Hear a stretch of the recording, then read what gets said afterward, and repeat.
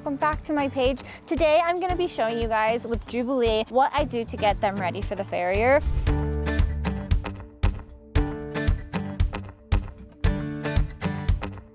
If you have a really good breeder when you buy your horse, their first time being trimmed rather with a farrier should be around 4 months old to make sure that they're pretty balanced. But sometimes you buy a yearling, which is a 1-year-old, and they have never even had their feet picked up. So I'm gonna show you guys what I do with all my horses before the farrier even comes out. So let's get into it. When I first brought Jubilee home, every time I do groundwork, which is lunging, making sure she moves, after every time when she's kind of good and tired and she's in her right mind, I'd literally just go up to her and I would just pick up her feet. So I was picking up her feet multiple times during her sessions, and I just kind of, just like a farrier would do, I kind of just take it and I tap it.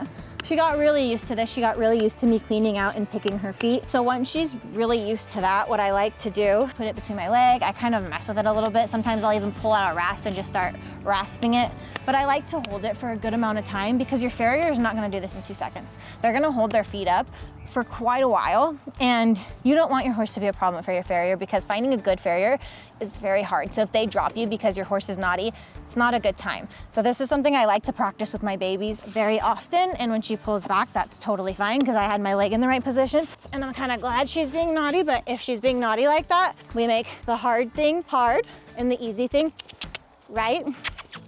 So I'm just gonna take her and I'm gonna lunge her and I'm gonna make her move her feet because I can promise you she'd much rather be standing there with her feet being held than being lunged. And then I'm gonna go right back to it. I'm gonna pick up her foot. I'm gonna bring it back between my legs just like a farrier, because that's not some move I want her to pull on my farrier.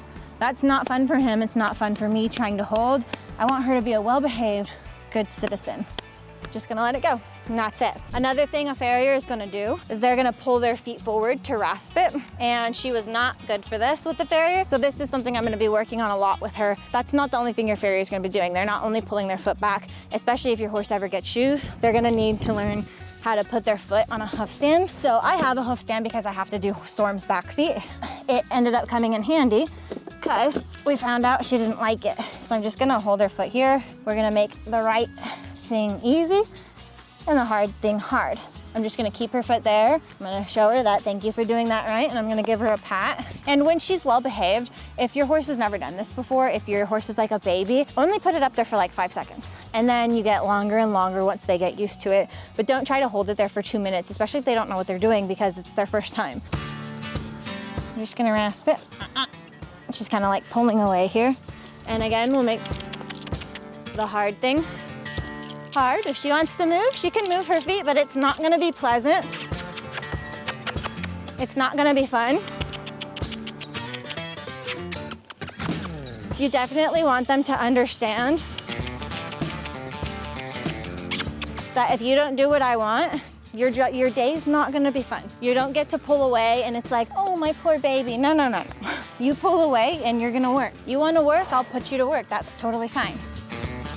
Keep her foot up here, kind of rub on it. I kind of have a timer in my head of what I want her to be doing, but she's kind of good. Since she kind of worked there, I want her to get that understanding of when you pull your own foot away, you're gonna work, but if I pull your foot away, you can put it down. So getting that in their mind of, even though I want her to have her foot up there a lot longer than what I just had, she still did good of not pulling her foot away, and I was the one to take her foot off, not her. So I'm gonna ask her to do it again with this foot, and if she does good, then I'll move on to her next foot, because again, we do it on one side, we do it on the other side. Eventually, I like to teach them the trick of if I tap your foot, I want you to pick it up. So she's kind of fighting me here. I'm gonna give her one more try. And if on the 3rd try, then she'll have to work. Kind of simulate. But there, she did pretty good. Good enough. I'll take it. I take that as a win for today. A lot of people have this, like, it's kind of like the Chihuahua effect, you know, this misconception of, oh, I want them to be my friend. No, just like with a kid, you don't want them to be your friend. This is a big animal we're talking about. So when they're misbehaved, it's not fun for anybody. I'm just gonna rub on her, let her know she did really good. And if you're wondering why I don't tie her up for this, it's because she's probably never going to be tied when she gets her feet done. Almost always, I'm gonna be holding my horse.